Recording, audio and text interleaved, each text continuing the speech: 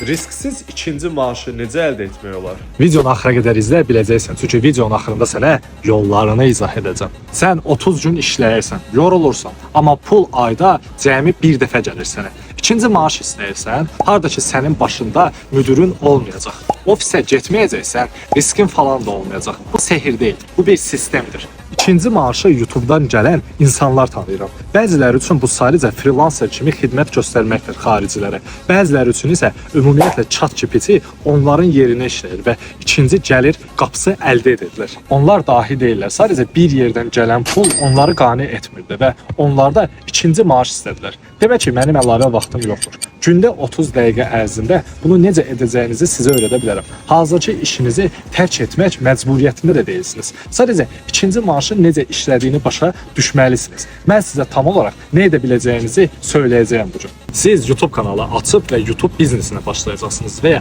ChatGPT vasitəsilə müxtəlif biznes modelləri yaratmağa başlayıb bir klik ilə pul qazanacaqsınız. Bu gündə yalnız 30 dəqiqə və ya 1 saat vaxtınızı alacaq. Nəticədə ikinci gəlir qapınızı yaradacaqsınız.